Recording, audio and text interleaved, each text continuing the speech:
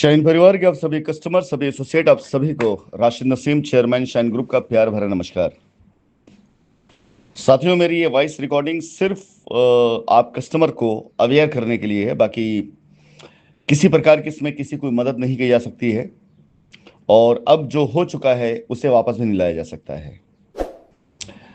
वो सारे लोग जो लीगल में गए हैं, जिन्होंने अपनी अपनी एफआईआरों में झूठे शब्द लिखे हुए हैं, जिन्होंने अपनी रिटों में झूठे शब्द लिखे हुए हैं, और आज क्लेम में जाते हुए उन्होंने अपने क्लेम में उन सारे तथ्यों को छिपाया और सिर्फ वो तथ्य लिखा क्लेम में जो उनके पास सबूत था।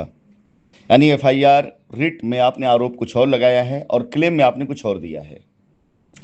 या वो सारे कस्टमर जिनके क्लेम पेपर ना होने की वजह से रिजेक्ट हो गए हैं, वो सारे कस्टमर जो आए स्पेशल कोर्ट, क्लेम अपना डाला और कोर्ट ने उनको नोटिस इशू किया कि आपके पेपर में कुछ कमी रह गई है, आप उसे पूरा कर दें, और आपने पूरा नहीं किया।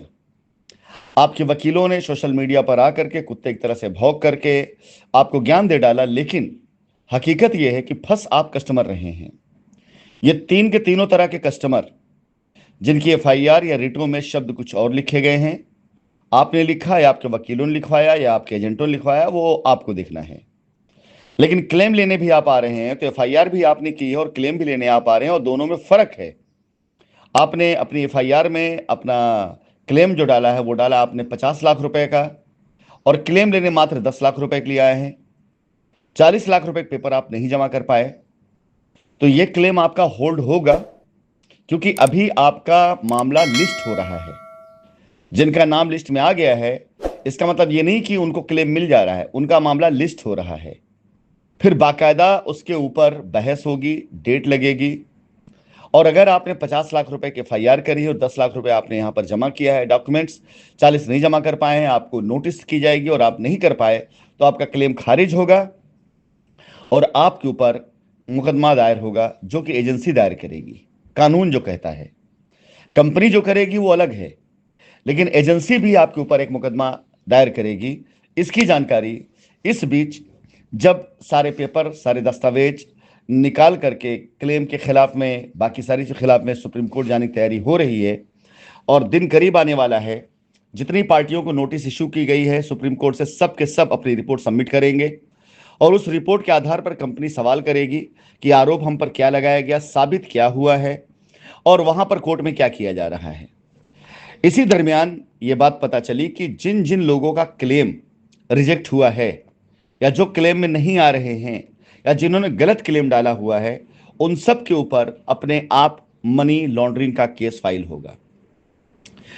साथियों, ये जानकारी आप अपने किसी अच्छे अधिवक्ता से लीजिएगा, आपको वो बताएंगे और जरूर वो बताएंगे, जरूर आपसे यही जवाब देंगे कि अगर आपने क्लेम गलत डाला, आपका क्लेम रिजेक्ट हो गया, तो एजेंसी के पास ये पावर है कि आप पर मुकदमा आयद करे, कानून ये कहता है, और कंपनी जो करेगी वो कंपनी की मर्जी पर है।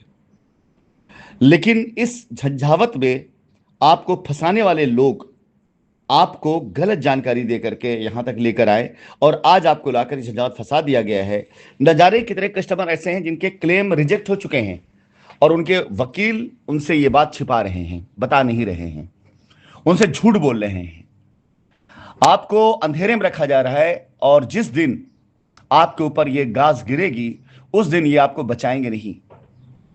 इतना बड़ा खेल खेला जा रहा है आपके साथ में कि आपको कानून के ऐसे शिकंजे में जाने और अनजाने में फंसाया जा रहा है, जिसमें एक दिन अकेले आप होंगे और आपको लड़ना पड़ेगा अकेले।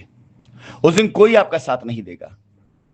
कंपनी तो आपसे बिल्कुल पल्ला इसलिए झाड़ चुकी होगी कि कंपनी ने एक बार नहीं 100 बार अपना फर्ज समझा आपको बताना कि अगर आप लीगल में जा रहे हैं तो आपके लिए नुकसानदेह है, और आप देखेंगे इसका नतीजा दिखाई देगा। तकरीबन 1 साल होने को आने वाला है और आप जहां पहले 6 साल पहले खड़े थे, आज भी वहीं खड़े हैं। एक इंच आप आगे नहीं बढ़ पाए, बल्कि अब मुसीबतें आपकी तरफ धीरे धीरे बढ़ रही हैं। आपसे मेरा गुजारिश है कि आप सब लोग मेरी कही इस बात को बगैर इग्नोर किए हुए अपने अधिवक्ताओं से या किसी बाहरी वकील से राय लीजिए, और अगर आपका केस रिजेक्ट हो गया और अभी तक आपका नाम नहीं आया लिस्ट में, तो तुरंत होशियार हो जाइए।